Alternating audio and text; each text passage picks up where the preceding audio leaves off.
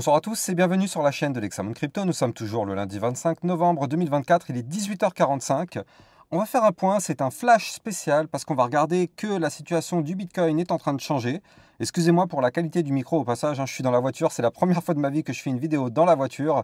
Ouais, franchement, c'est parce que là c'était vraiment une situation un peu exceptionnelle vu que le Bitcoin est en train de chuter pas mal. On est à 94 000 $. Je me suis dit que c'était vraiment intéressant de faire un point sur le Bitcoin. Allez, on s'installe confortablement et on regarde. Mais avant ça, je rappelle à tout le monde que tout ce que je vais dire dans cette vidéo n'est en aucun cas un conseil financier. C'est à vous de faire vos propres recherches. Et n'oubliez pas que le trading de crypto-monnaie comporte des risques de perte partielle ou majeure. Allez, on démarre sur notre Bitcoin. Alors, comme vous avez pu le voir, effectivement, on est malheureusement en train d'avoir un joli retracement.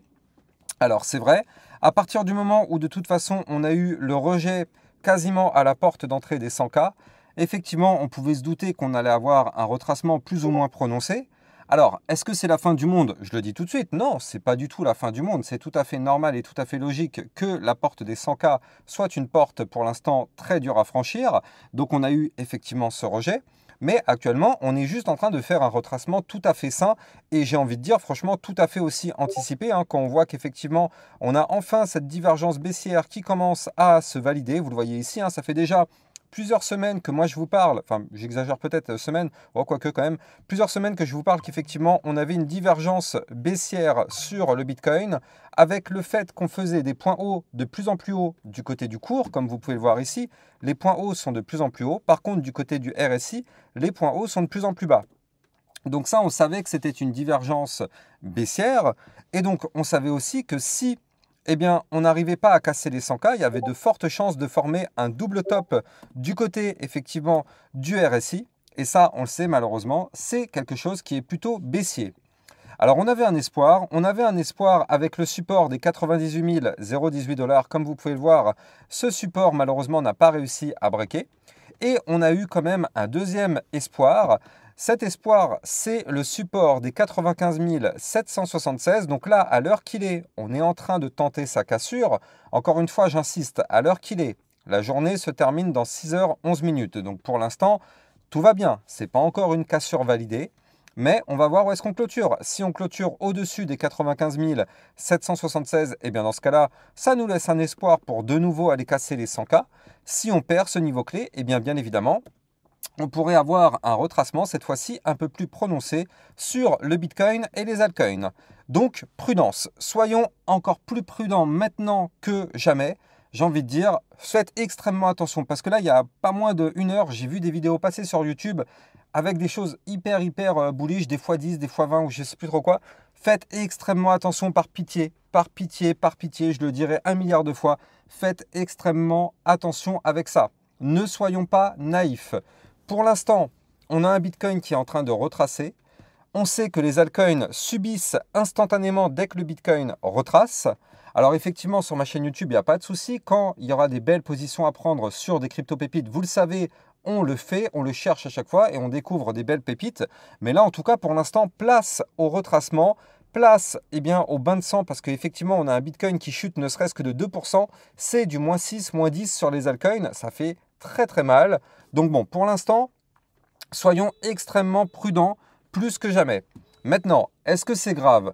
Bon, pour l'instant, pas vraiment. Regardez ça, on a quand même des supports. On aura le support des 93 477 $ et on aura aussi le support des 92 092 avant d'aller chercher, pourquoi pas, le support suivant à 89 631 $. Donc au pire des cas, si jamais on chute, on pourra revenir retester ces fameux 89 000 $ et ce ne sera pas du tout dangereux. Je rappelle que pour l'instant, notre Bitcoin est et reste dans une très belle configuration haussière. On a eu des magnifiques cassures hebdomadaires. On n'a pas encore eu de retest, je rappelle ce détail. Le Bitcoin peut largement faire un pullback de plusieurs points clés breakés, notamment les 85, les 80 000 $, voire même les 75 000 $. Il ne faut pas se voiler la face. On peut très bien revenir rechercher dans les prochaines semaines les 75 000 $. Et ce serait tout à fait logique parce que souvenez-vous, c'est un niveau clé qu'on avait breaké auparavant, un niveau clé stratégique qui correspondait à cette boîte violette qui était justement le haut d'un ancien range. Et donc à aucun moment, vous le voyez depuis la phase haussière, à aucun moment on a eu un retracement. Donc justement, c'est potentiellement un des niveaux clés qui pourrait être retesté. Alors, encore une fois, j'en sais rien. Là, on va dire que ce serait le scénario le plus négatif, on va dire, dans l'histoire, même si, entre-temps, on aura quand même des belles zones de support avant d'aller quand même chercher ces niveaux clés. Donc, pour l'instant, pas d'inquiétude. Nous sommes toujours bel et bien dans une phase haussière. Nous sommes toujours bel et bien en début de bull run. Pas d'inquiétude sur ça. Même si là, en mode court terme, il faut plutôt se méfier court-moyen terme parce qu'effectivement, avec ce Bitcoin qui est en train de faire des choses plutôt baissières comme ce qu'on voit actuellement, c'est pas forcément une bonne idée de poser un long tant que le Bitcoin n'a pas trouvé un bottom. Et donc justement, pour essayer d'apercevoir un bottom, eh bien pour ça, on va réduire un tout petit peu notre échelle de temps. Et donc justement, on voit que sur cette vue 4 heures, donc là on est passé vraiment sur du court terme, qu'est-ce qu'on voit? On voit que malheureusement, on a breaké notre range par le bas, vous le voyez ici. Signal de vente, ça chute, on casse le dernier point bas. Donc là, effectivement, on a le Bitcoin qui est venu retracer. Prochaine target, 93 477. Bah tenez, tant qu'à faire, on va faire les prochains supports. Donc, prochain support, 93 477. Si on perd ce support, ce serait pour aller chercher le haut de l'ancien range à 92 092. Puis, on aura par la suite les 89 631.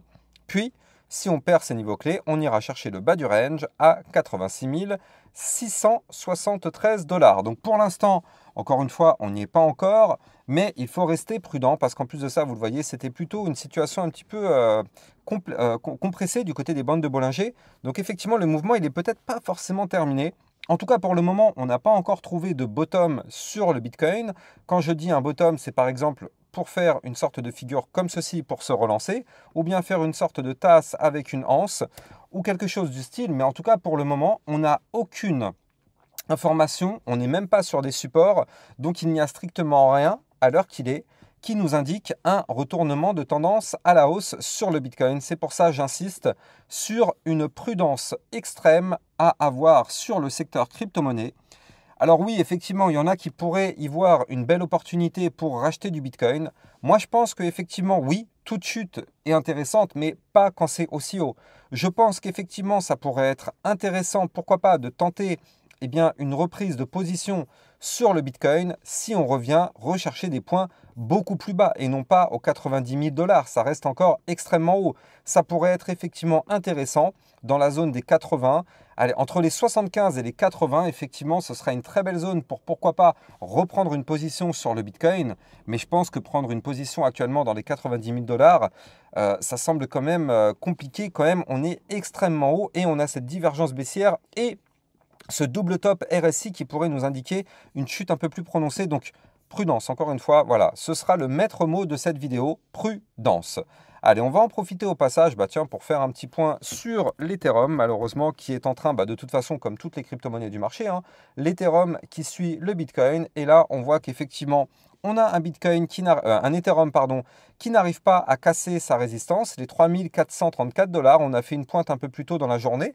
On a été chercher les 3547, mais pour l'instant, en termes de clôture, on n'a aucune clôture au-dessus de ce niveau clé. Donc on patiente, on patiente. C'est vrai que si on arrive à breaker ce niveau clé, ce serait pas mal. Surtout que, regardez ça, du côté de l'Ethereum, on est quand même plus bullish que le Bitcoin, j'ai envie de dire. Souvenez-vous, tout à l'heure, le Bitcoin était plutôt depuis 2-3 jours sur une phase baissière. L'Ethereum, lui, depuis quelques jours, est plutôt sur une phase haussière.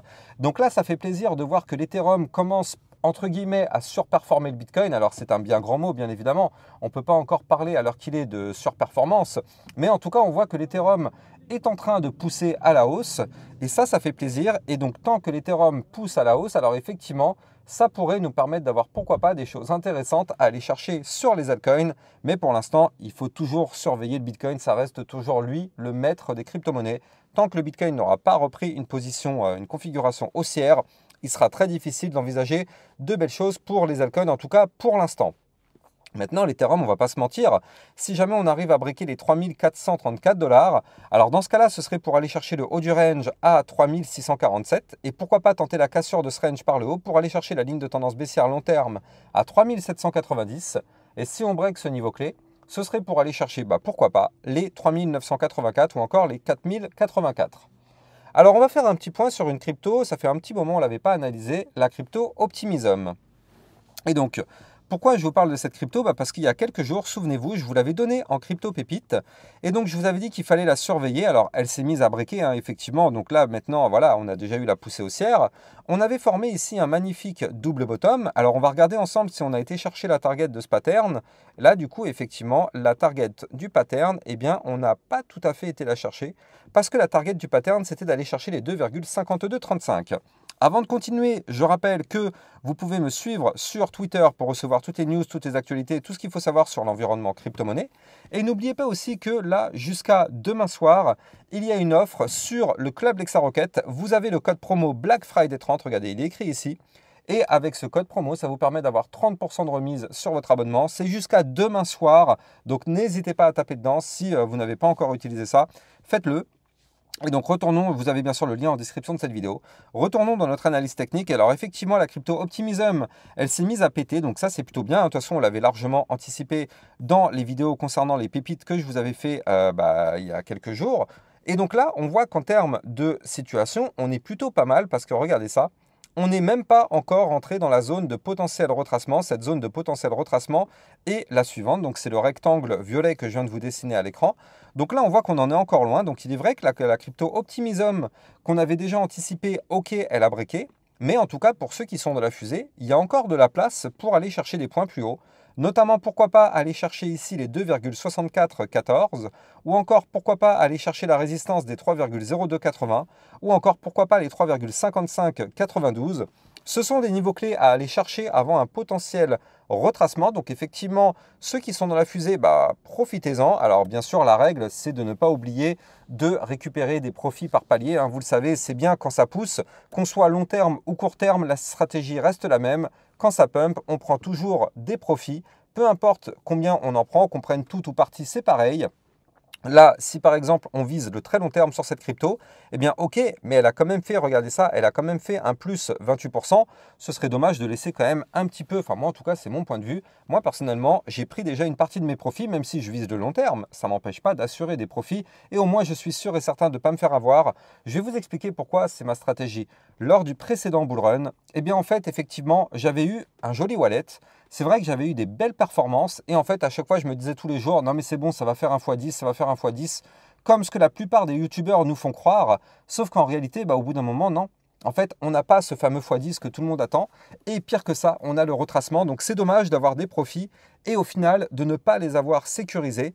Ça n'empêche pas de prendre une petite partie des profits et de rester dans la fusée. Chacun sa stratégie, en tout cas ça c'est la mienne, elle m'est propre. Après à vous d'avoir votre propre stratégie, chacun doit avoir sa stratégie quand on est en investissement, vous le savez, on ne peut pas se lancer dans l'investissement, encore plus dans la crypto-monnaie, sans avoir une stratégie d'entrée et sans avoir une stratégie de sortie, que ce soit du court terme ou du long terme. Ça bien sûr vous le savez. Sur ma chaîne YouTube, je vous ferai un maximum de prévention sur ça, un maximum de prévention sur la prise de profit parce que, je rappelle le but, on est en crypto pour se faire de l'argent et non pas pour regarder des wallets monter sans jamais prendre nos profits parce que le risque, il est là. En tout cas, n'oubliez pas de liker, commenter, partager au maximum. Abonnez-vous à ma chaîne YouTube si vous avez kiffé ma vidéo. Moi, je vous souhaite de passer une très bonne fin de journée et je vous donne rendez-vous demain matin. Ciao, ciao!